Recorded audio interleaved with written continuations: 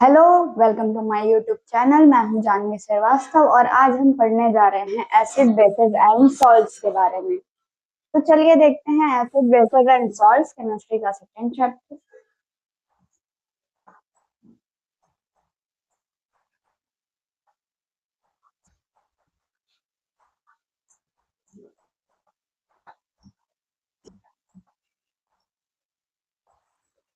ठीक, तो सबसे पहले हम एसिड और बेस में डिफरेंस देखते हैं। ठीक, तो अगर हम एसिड्स के बारे में बात करें तो एसिड्स क्या होते हैं? ये एक ऐसे सब्सटेंस होते हैं जो कि आपका H प्लस आयन देते हैं एक्वस सोल्यूशन में। ठीक, ये कैसे होते हैं? सोर इनके, सोर का यानी खट्टा। ठीक, और ये क्या करता है? आपका ब्लू लिटमस को क्या कर देता है? रेड कर देता है। अगर आप लिटमस पेपर से चेक करेंगे तो अगर ब्लू लिटमस है तो वो रेड में कन्वर्ट हो रहा है, यानी कि वो आपका क्या है? एसिड है। इसका एग्जाम्पल आप HCl, H2SO4 ये सब ले सकते हैं। ठीक, लिख सकते हैं a substance which gives H plus ion in aqueous solution। aqueous solution, ठीक है। और क्या कह सकते हैं? सोर इन टेस्ट, खट्टा होगा। और क्या करता है? Turns blue litmus red, blue litmus को रेड में कन्वर्ट कर देता है। तो ये आपके क्या होते हैं? एसिड्स होते हैं। एग्जाम्पल की अगर हम बात करें तो हाइड्रोक्लोरिक एसिड, सल्फ्यूरिक एसिड, है ना। तो ये सब आपके क्या हो जाते हैं? एसिड्स हो जाते हैं इसमें।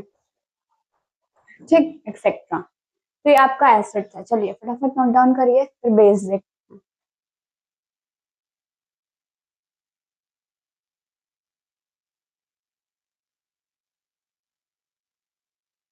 चलिए अब बेस देखते हैं।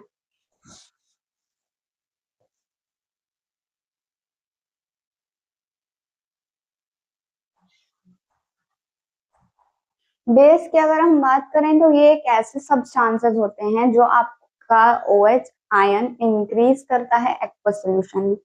यानी आपका कोई सोल्यूशन है और उसमें OH ion concentrate, OH ion आपका क्या हो रहा है? इंक्रीज हो रहा है कंसंट्रेशन। तो वो किसकी वजह से हो रहा है? बेस की वजह से। ठीक है, तो उसको हम बेस कहेंगे।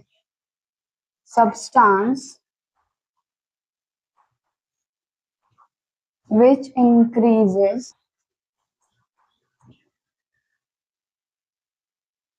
OH ion in aqueous solution। ठीक है, पहली चीज तो ये हो गई। अब आपका एसिड कैसा है? सोर इन टेस्ट यानी खट्टा। ये कैसा होता है? बिटर इन टेस्ट यानी कड़वा, है ना। क्या बोल सकते हैं? Bitter in taste. और आपका ये क्या करता है? रेड लिटमस को ब्लू में कन्वर्ट करता है। Turns red litmus blue. इसका एग्जाम्पल हम NaOH ले सकते हैं, KOH ले सकते हैं, CaOH और ट्वाइस ले सकते हैं। ये आपका क्या है? सोडियम हाइड्रोक्साइड, या आपका पोटेशियम हाइड्रोक्साइड, और ये आपका क्या है? Calcium hydroxide. ठीक है, तो ये आपके बेस से एग्जाम्पल हो गए। फटाफट नोट डाउन करिए।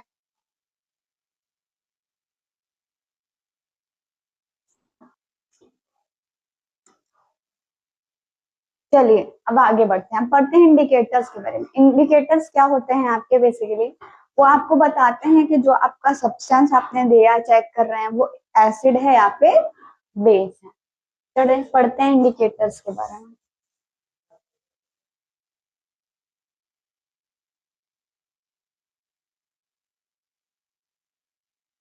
ठीक है, तो इंडिकेटर्स,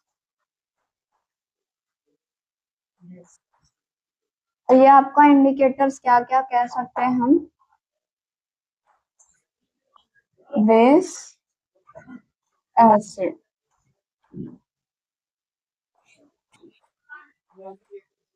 ठीक है, सबसे पहला लिटमस,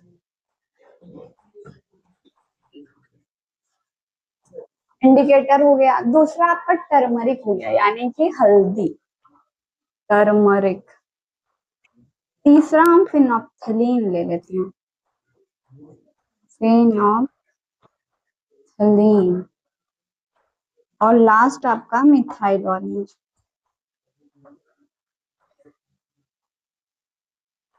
तो अब ध्यान से देखने वाली बात क्या है आपकी, इंडिकेटर्स आपके चार हैं, litmus, turmeric, phenolphthalein and methyl orange. आपका लिटमस ब्लू या रेड होता है, ठीक। टर्मरिक आपके येलो कलर की होगी, फिनोप्थलीन आपका कलरलेस होगा, मिथाइल ऑरेंज आपका ऑरेंज कलर का होगा। तो अगर बेस हम लिटमस पे डाल रहे हैं तो उसका कलर क्या हो जाता है, जब हम रेड लिटमस को बेस में डालेंगे तो वो कैसा कलर देता है, ब्लू। और अगर हम ब्लू लिटमस को रेड में डाल दें, सॉरी एसिड में डाल दें, तो वो कैसा कलर देगा, रेड। तो यहाँ पे हम लिख सकते हैं, अगर बेस है तो ब्लू कलर लिटमस हो जाएगा, एसिड है तो रेड हो जाएगा, पहली चीज। ठीक। अब यहाँ पे देखिए टर्मरिक येलो कलर है, अगर आप बेस में उसको डाल रहे हैं तो वो क्या कलर देगा, रेड देगा। ठीक है। और आप अगर टर्मरिक को एसिड में डालेंगे तो वो कैसा देगा, येलो कलर देगा। ठीक है। फिनोप्थलीन कलरलेस है, लेकिन जब बेस में जाएगा तो वो कैसा कलर हो जाएगा, पिंक। और एसिड पे जाएगा तो हो जाएगा कलरलेस। ठीक है। अब ध्यान से देखिए, अब मिथाइल ऑरेंज आपका, मिथाइल खास तौर पे जब मिथाइल ऑरेंज आपके बेस के साथ रिएक्ट करेगा, बेस उस पे जाएगा तो ये कैसा हो जाता है, येलो कलर का हो जाएगा। और जब एसिड पे जाएगा तो क्या हो जाएगा, रेड हो जाएगा। चलिए फटाफट नोट डाउन करिए।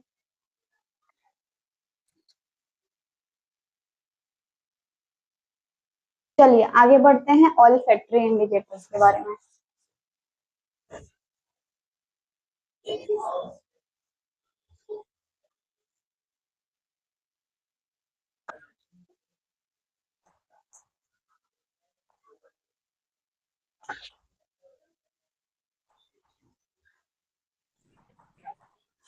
ठीक है, ऑल्फैक्टरी इंडिकेटर्स क्या होते हैं, ऐसे सब्सटेंस होते हैं जिसमें आप जो अपना क्या करते हैं, स्मेल चेंज कर देते हैं, अगर वो एसिडिक मीडियम में जा रहे हैं या बेसिक मीडियम में जा रहे हैं। substances whose changes smell in acidic और बेसिक मीडियम। ठीक है, एग्जाम्पल के लिए हम अगर लें, ले सकते हैं अनियन। तो ये क्या करता है, ये रिटेन्स स्मेल इन एसिड, इसकी स्मेल एसिड में रहेगी। क्लोव ऑयल क्या करता है, गेन करेगा। ठीक है, ये तो ये क्या करेगा, लूजेस स्मेल इन बेस। जब ये बेस पे जाएगा तो ये अपना क्या कर देगा, स्मेल लूज कर देगा। चलिए फटाफट नोट डाउन करिए।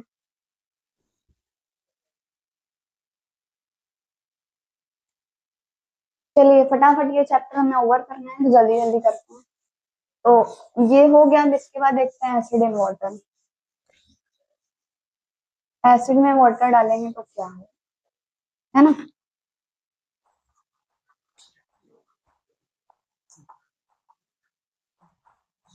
अब देखिए HCl, हाइड्रोजन क्लोराइड। ठीक है, ये आपका एसिड है। ठीक है, HCl हाइड्रोक्लोरिक एसिड।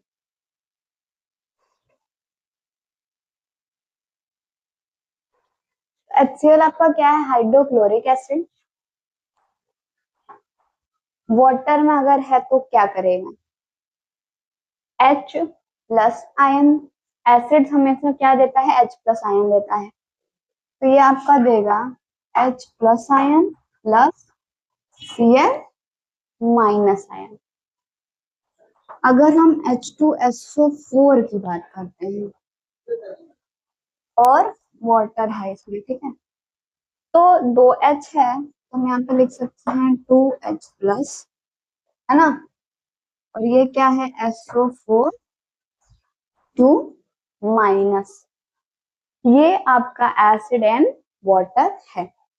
तो जब आप एसिड को वाटर में डालेंगे तो वो आयन में टूट जाता है, ठीक। चलिए फटाफट नोट डाउन करिए, आगे बढ़ते हैं इसके बाद।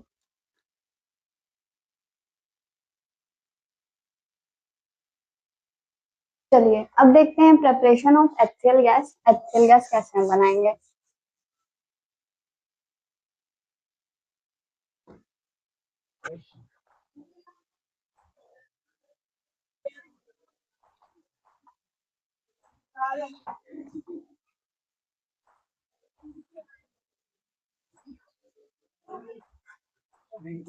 दो मोल हम लेंगे सोडियम क्लोराइड एक्वस में, ठीक है, H2SO4 कॉन्क यानी कंसंट्रेटेड, तो ये आपका देता है Na2SO4 एक्वस प्लस 2HCl, ठीक है। तो ये क्या आ जाता है आपका गैस, ठीक है, ये गैस है। तो जब आपका सोडियम क्लोराइड से आप रिएक्ट करवाते हैं कंसंट्रेटेड सल्फ्यूरिक एसिड का, तो ये आपको क्या देता है, सोडियम सल्फेट और HCl गैस देगा, ठीक। HCl गैस का प्रिपरेशन हो गया। तो अगर हम HCl गैस को ड्राई ब्लू लिटमस पे डाल रहे हैं ना, तो इसमें कोई कलर चेंज नहीं होता है, no colour change, no colour change. और अगर हम HCl गैस को मॉइस्ट ब्लू लिटमस पे डालेंगे तो ये कैसा हो जाएगा, रेड कलर हो जाएगा, ठीक है। ये चीज हो गई। चलिए फटाफट नोट डाउन करिए, आगे बढ़ते हैं।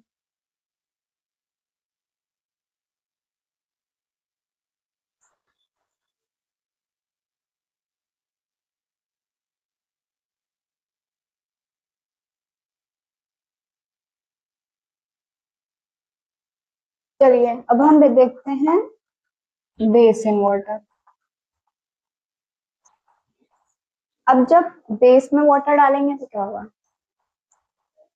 NaOH ले सकते हैं, KOH भी ले सकते हैं, ठीक है। सोडियम हाइड्रोक्साइड पोटेशियम हाइड्रोक्साइड क्या हो रहा है, वाटर मिल जाएगा, तो आयंस में टूट जाएगा Na plus plus OH minus,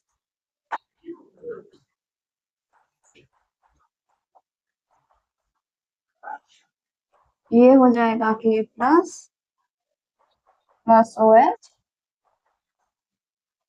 minus, तो आयंस में ये टूट गए। चलिए फटाफट नोट डाउन करिए।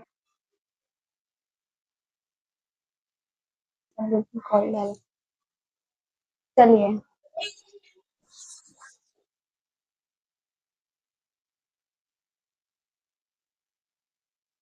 अब हम बात करते हैं एल्कलीज के बारे में।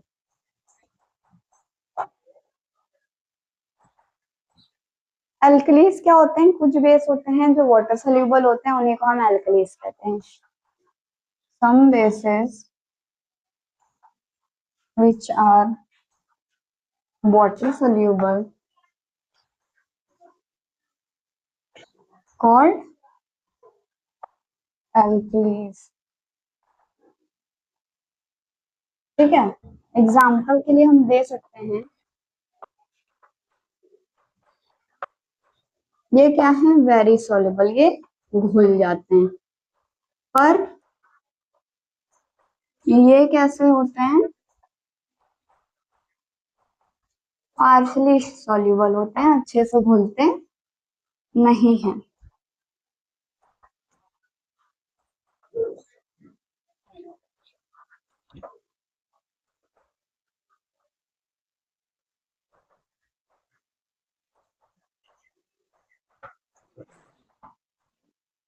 ठीक।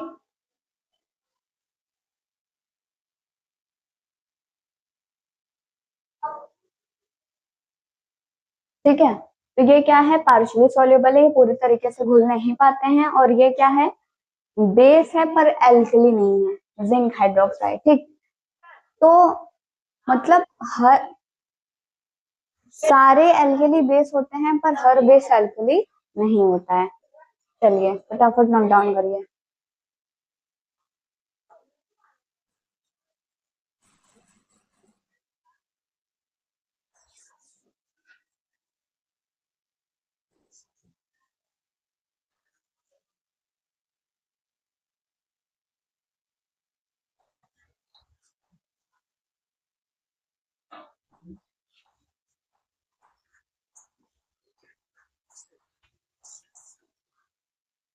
एसिड को अब हम डाइल्यूट कर रहे हैं, यानी एसिड को हम वाटर के साथ मिलाएंगे।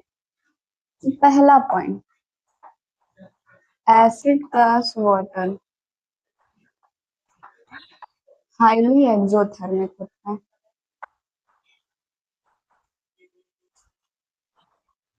यानी आप जब एसिड में वाटर डालना, वो हाईली एक्सोथर्मिक प्रोसेस होता है। एक चीज और, अगर आप एसिड है उसको वाटर है उसमें आप कंसंट्रेटेड एसिड डाल रहे हैं, ठीक है, तो वो क्या करेगा, हीट प्रोड्यूस करेगा, generate heat, may cause splash out and burn and break the glass container due to heat। ठीक है, तो क्या बोला जा रहा है कि आप एसिड में वाटर डाल रहे हैं तो वो एक्सोथर्मिक प्रोसेस होगा, लेकिन अगर आप वाटर में कंसंट्रेटेड एसिड ऐसे ही डाल दे रहे हैं तो उसमें इतनी ज्यादा हीट जनरेट हो जाएगी कि उससे क्या होगा, आपका वो जो एसिड है वो स्प्लैश आउट हो जाएगा, बर्न कॉज कर देगा, और ये जो आपका ग्लास कंटेनर होगा जिसमें वो रखा हुआ होगा वो भी टूट जाएगा, है ना।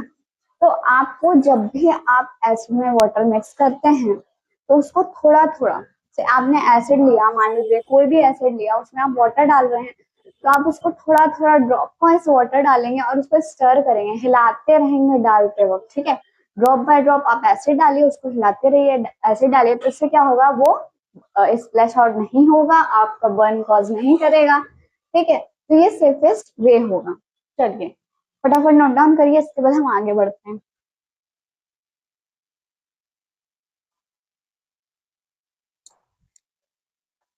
चलिए आगे बढ़ते हैं।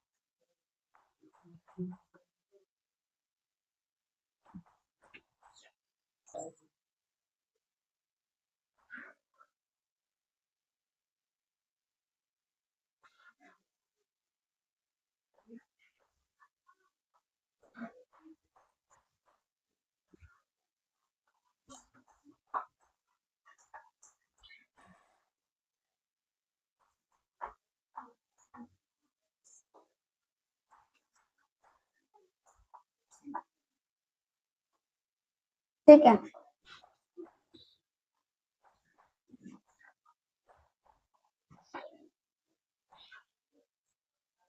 तो देखिए, जो आपका एसिड होता है, जो आपका एसिड होता है वो क्या करता है, प्रोड्यूस आयन,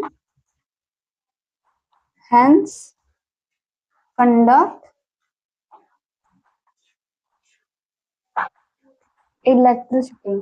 ठीक, जो आपके एसिड्स होते हैं वो क्या करते हैं, आयन प्रोड्यूस करते हैं सोल्यूशन में,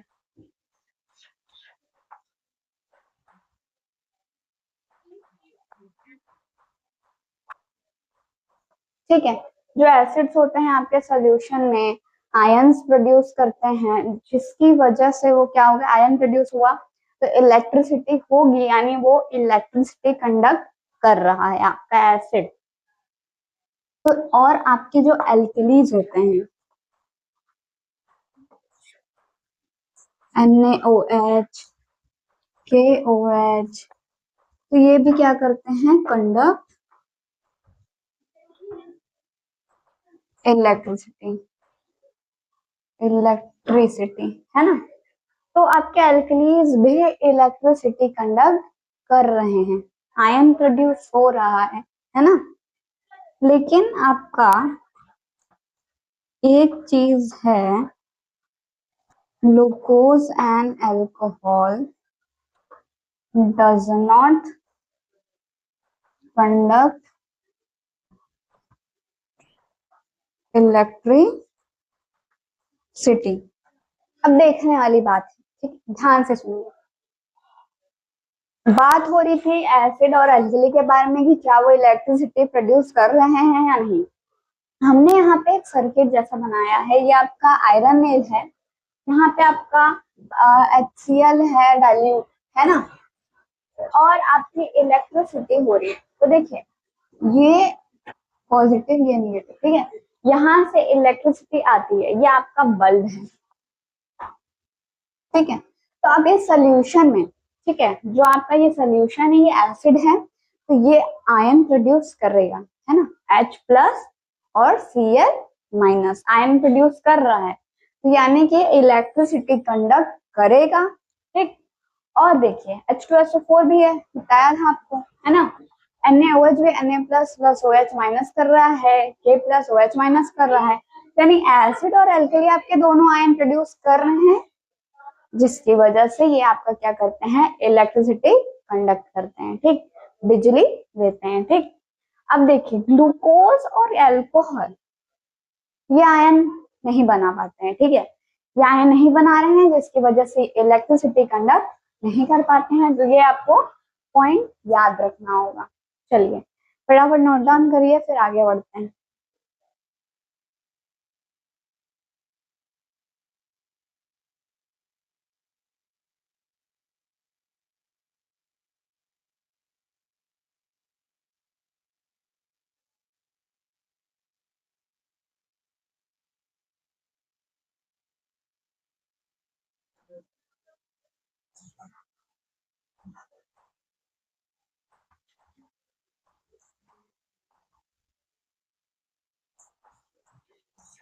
रिएक्शन विथ मेटल, ठीक है, अब मेटल के साथ आपका रिएक्शन करवा रहे हैं एसिड का, तो क्या बनता है, metal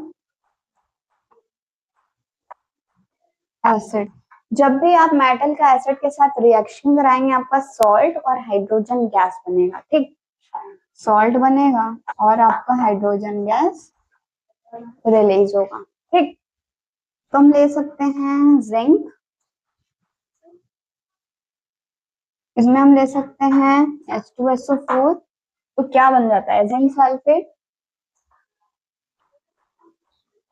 plus H2 gas release, इसको हम बोलते हैं व्हाइट विट्रियोल। जिंक सल्फेट को हम व्हाइट विट्रियोल भी कहते हैं, ठीक है, पहली बात। और दूसरी,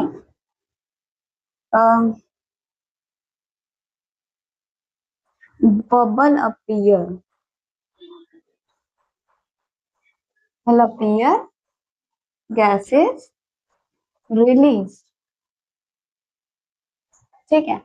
मान लीजिए आपने एक कंटेनर लिया है, आपने एक बीकर लिया है, उसमें आपने H2SO4 रखा है, फिर उसमें आप जिंक डाल रहे हैं, तो जब उसमें बबल आने लगे तो आप समझ लेंगे कि H2 गैस रिलीज हो गई है।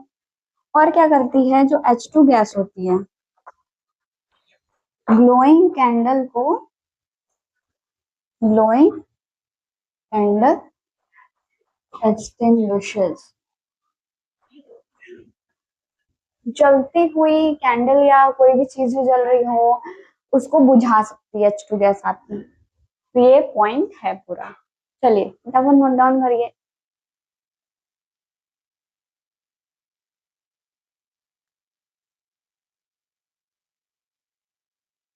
चलिए अब देखते हैं।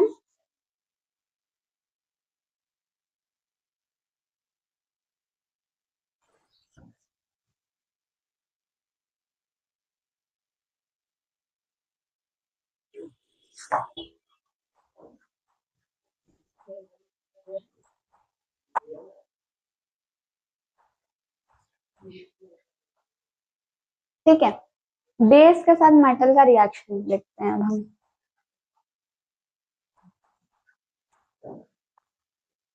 तो भी आपका क्या बन रहा है, सॉल्ट बनेगा और H2 गैस रिलीज होगी। ठीक,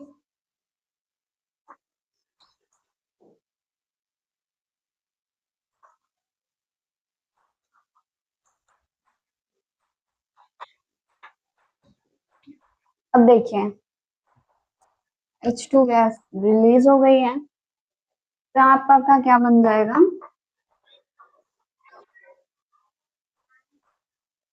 ये आपका बन जाएगा। ठीक है,